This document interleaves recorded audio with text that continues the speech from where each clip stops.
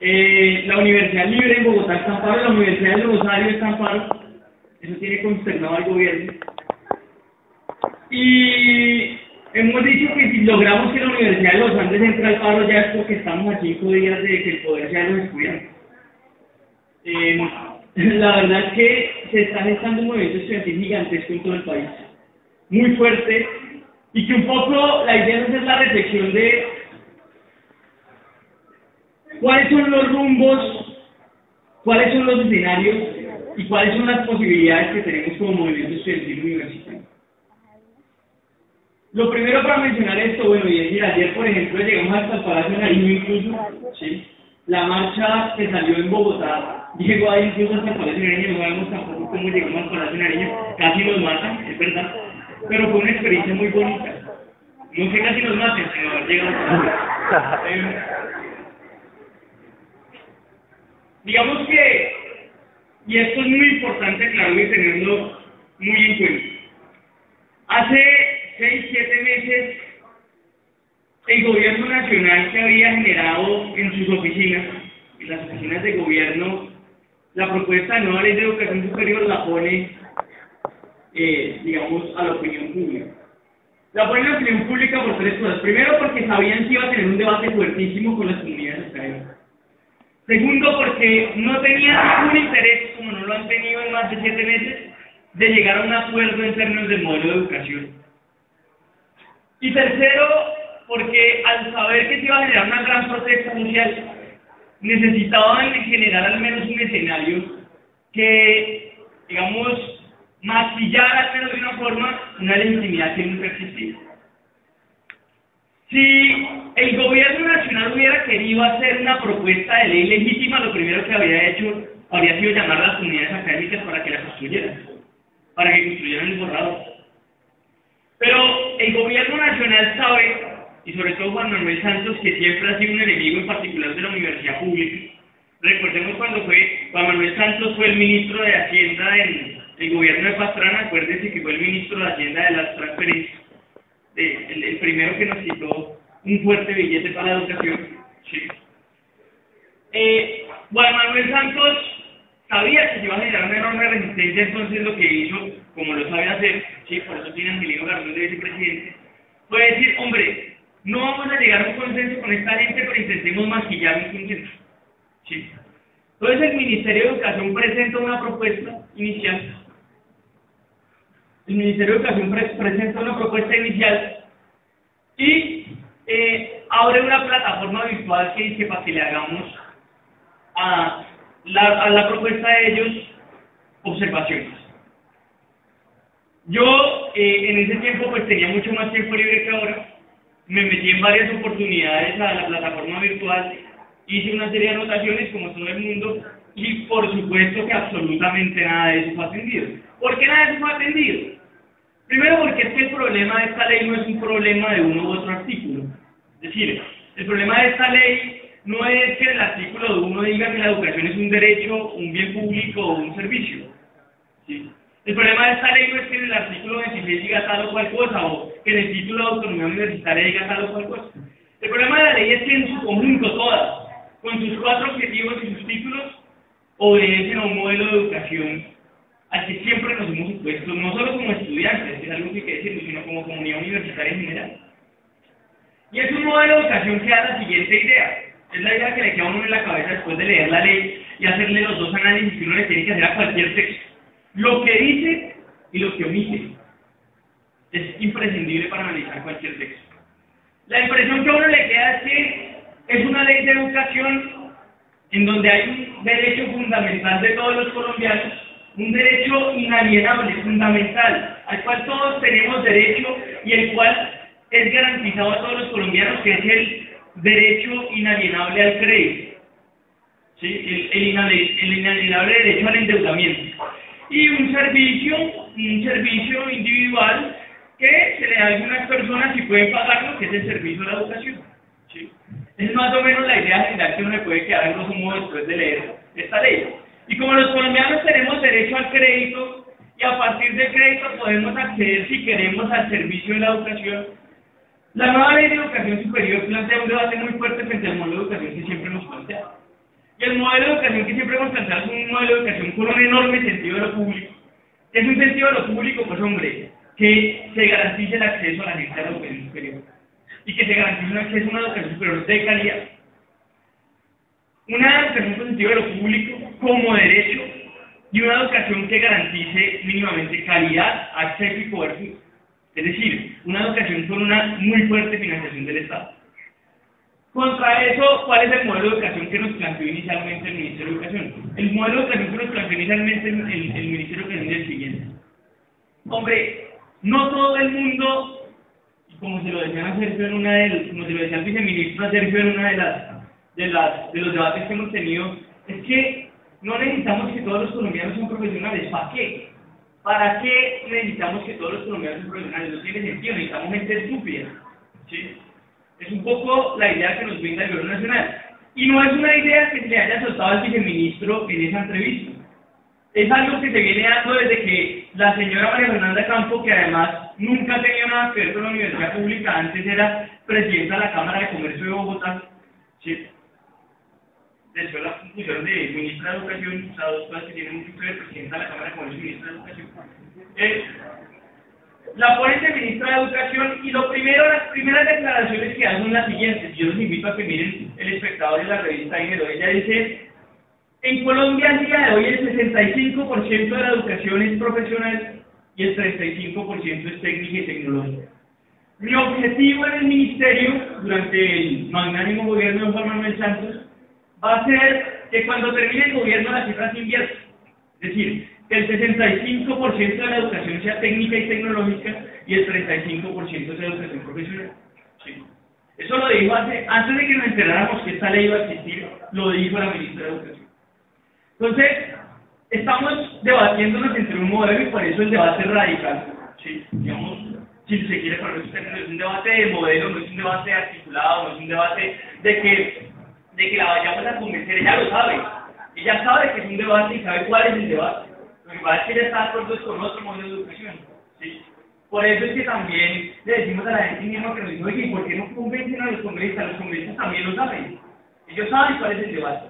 Es un debate de un Estado que logra la gratuidad de la educación, invierte en la educación superior, y hay un modelo de educación superior como conciencia crítica de la nación y para los desarrollos sociales. Es decir, una educación como lo que hay en los países europeos, de gran calidad, de gran cobertura, de gran acceso para todo el mundo y con la posibilidad de que la gente estudie y se forme.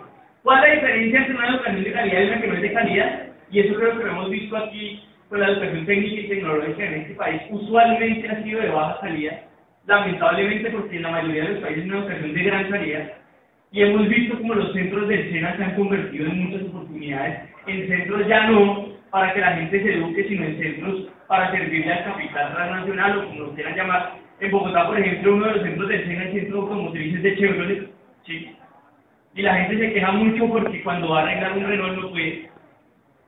Entonces, el debate en ese sentido es que la diferencia entre una educación para el desarrollo del país, es decir, para un país con soberanía, para un país que pueda darse los propios rumbos, es también la diferencia en la educación entre una persona que sabe hacer la máquina y la que sabe oprimir un botón. La educación de baja calidad es la educación que te enseña solo a ser competente, es decir, le enseña a la persona a oprimir el botón. Cuando la máquina alumbre rojo, oprima el botón. La diferencia entre una educación de baja calidad y una educación de calidad es la creación, la posibilidad de crear. Y la posibilidad de crear es una posibilidad que solo se da en la educación de alta calidad, o en una educación de calidad. Y es una educación que en Colombia es una educación restringida. Y es la evidencia también de que en Colombia la educación superior es sumamente inequitativa. Nosotros damos el ejemplo permanentemente. Cuando una persona de estrato 6 no pasa a la Universidad de los Andes, por más bajo que sea, es una desgracia para la familia. Todo el mundo se pone a llorar y lo mandan para la sabana, que es lo bueno. Pero cuando una persona de estrato 1, por más brillante que sea, pasa a la Universidad Nacional, en el barrio se fiesta. Y el viernes toman aguardiente y todo el mundo se abraza, y es la realidad del país. ¿Sí? En la educación superior se materializa la inequidad que también hay en el país. Y lo que nos ofrece esta reforma de la educación superior es profundizar esa inequidad, legitimarla y legalizarla. Entonces nos dice la ministra, hombre, de ahora en adelante los presupuestos, los recursos nuevos que les vamos a pasar se los van a tener que pelear como rapiña entre ustedes, pero además va a tener un subproducto y es el siguiente. Va a haber universidades de calidad y universidades de cobertura. Las universidades de calidad van a ser universidades de muy difícil acceso, como lo son hasta el día de hoy, ¿sí? Para quienes puedan acceder a ellas, y las universidades de cobertura van a tener usualmente una muy baja calidad, y pues van a ser para las personas que no se quieran enfrentar tanto. En la marcha de ayer pasábamos por la Universidad de Colombia, cuyo lema es "Titúlate más rápido y a menor costo", ¿sí? Entonces, la diferencia entre una educación superior para el desarrollo del país y lo que nosotros denominamos un tituladero es una diferencia enorme. Y por eso el debate al día de hoy sobre la educación superior es un debate, claro, sobre financiación, pero también sobre qué tipo de educación queremos para el país. ¿Qué tipo de educación queremos para un país donde se invierte en un soldado 22 millones de pesos y en un estudiante 3.500.000? ¿Sí? ¿Qué tipo de país queremos en esos términos? ¿Qué tipo de educación superior queremos cuando en vez de eliminar las exenciones tributarias que les hacen a las grandes corporaciones, cada vez ellos pagan menos y nosotros pagamos más? Porque esa es, digamos, la idea que nos da la ley. Si usted necesita estudiar, vaya al ICETEX y se endeuda. Si la universidad ya no tiene, pues que vaya al FINDETER, que es el banco que le da a la universidad para que se endeude. Y así mismo se crea el PODECEP para que se meta al mercado accionario. Es decir, hay una solución privada para todos los problemas públicos. Y esto implica para la educación superior la pérdida del sentido de lo público. Pérdida que se viene dando desde hace muchísimos años. Pérdida que se viene dando desde hace muchísimos años. Hoy, por ejemplo, pocos creemos que la Universidad Nacional de Colombia sigue siendo pública, los que estudiamos allá. Una universidad con costos de matrícula ya muy altos, ¿sí? Pero que además el segundo auditorio más grande del país lo administra su boleta, que antes de la universidad los estudiantes tenemos que pagar para ingresar. Menos, por supuesto, cuando estamos en paro, porque cuando estamos en paro la universidad es de nosotros. Y en ese sentido, la invitación es muy clara. ¿Sí? Digamos que no vamos aquí a solventar todo el debate sobre lo que dice la ley y lo que no dice. Pero lo que es cierto son tres cosas. Primero, esta nueva ley de educación superior profundiza todos los aspectos negativos que traía la anterior ley 30. Es decir, la desfinanciación de la educación, la pérdida del sentido de lo público y la eliminación del concepto de la educación como derecho. Y eso implica también la imposibilidad de tener un país que se desarrolle en ciencia, tecnología y cultura, que se haga a sí mismo, que tenga sus propios rumbos. Y eso implica que vamos a tener un país que va a seguir sumiso frente a las lógicas de la guerra, frente a las lógicas de la desigualdad y frente a las lógicas de la mercancía. ¿Sí? Y ya nos aprobaron además el Tratado de Libre Comercio, o sea que ahí tenemos un paquete bien interesante de reformas. Segunda conclusión bien importante. Este movimiento estudiantil que hemos generado nos permite, claro que sí, tumbar la nueva ley de educación superior, que es el principal objetivo, y tumbarla a partir de exigir el retiro, que no es un capricho, sino que tiene que ver precisamente con lo que les acabo de decir. No es un debate de un artículo u otro artículo, sino nos sentaríamos a negociar a partir de un pliego o algo parecido, 2 o 3 artículos. ¿Sí? Es un debate del modelo de educación que hay en todo el articulado de la nueva ley de educación superior. Y en ese sentido es imprescindible exigir el retiro y construir algo diferente. ¿Sí? Y tercero, compañeros, que tal vez es lo más importante. Fíjense que nos encontramos en un país bien complicado, en un país con unos niveles de impunidad grandísimos. Siempre que pasa algo, es culpa de los estudiantes. La semana pasada salió un video de uno de los ESMAD echándole una granada a los estudiantes de la Universidad de Santiago de Cali, quedaron 15 heridos, pero eso no salió por ningún medio de comunicación. Pero cuando un estudiante hace una pinta, sale por todos los medios y es un criminal, es un terrorista y hay que encerrarlo y hay que ajusticiarlo. Tenemos una lógica perversa en el país en donde no se acostumbra a escuchar a los jóvenes y más bien se acostumbra a criminalizarlos.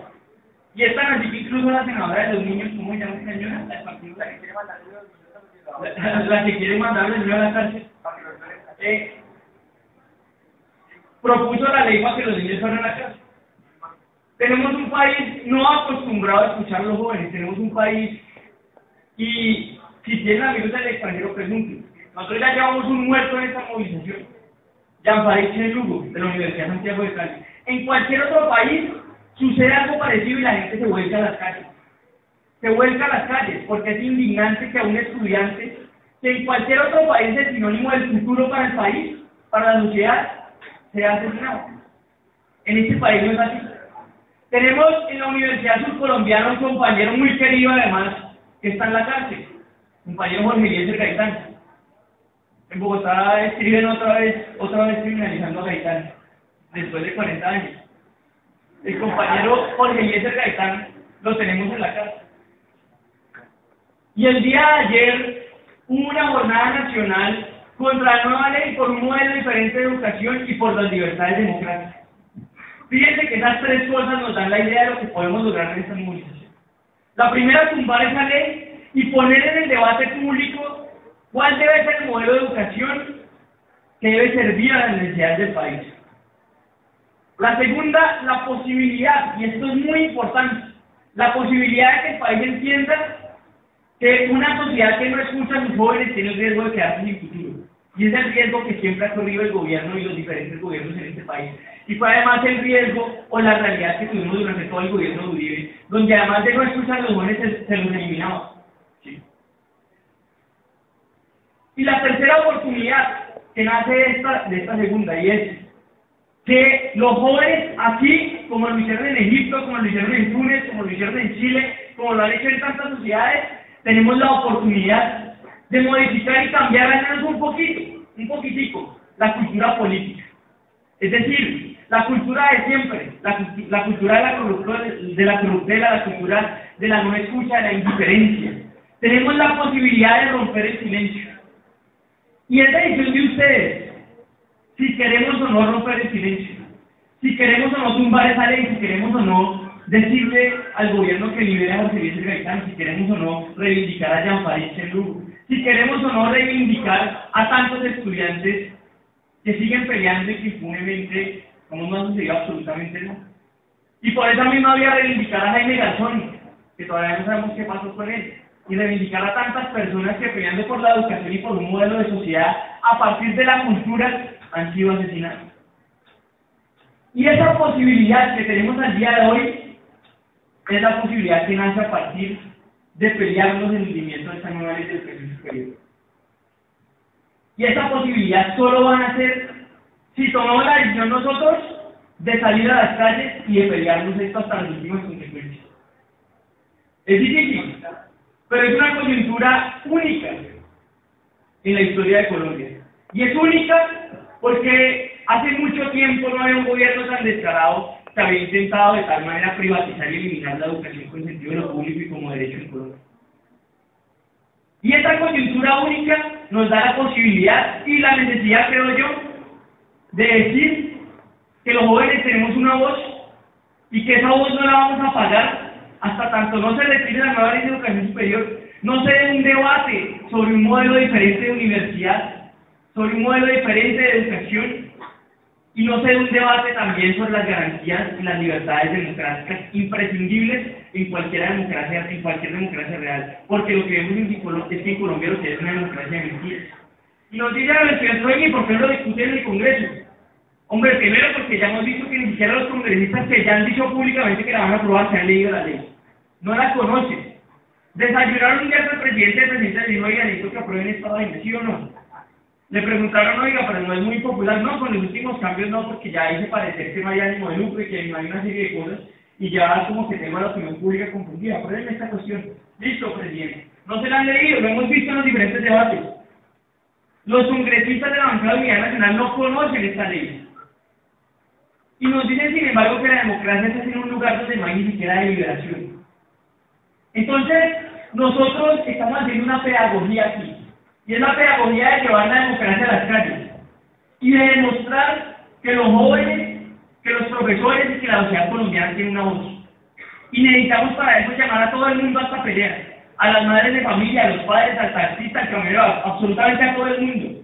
A que se peleen con nosotros y salgamos con torrentes inmensos a forjar las venas de este país. Tal vez hace muchísima falta, y ese es el debate que necesitamos dar, que los estudiantes vuelvan a tener una voz y vuelvan a gritar. Porque si no es así, de seguro, vamos a dejar pasar el futuro y vamos a quedar en el borrón de la historia. Y yo creo que nosotros estamos hoy, no para quedar en el borrón de la historia, sino para hacer historia e inscribirnos en el pergamino de los tiempos. Compañeros, la invitación es a que estemos con toda, a que sigamos con toda y a que veamos que hay solo dos opciones acá. Pelearnos el futuro o morir en el presente. Muchas gracias.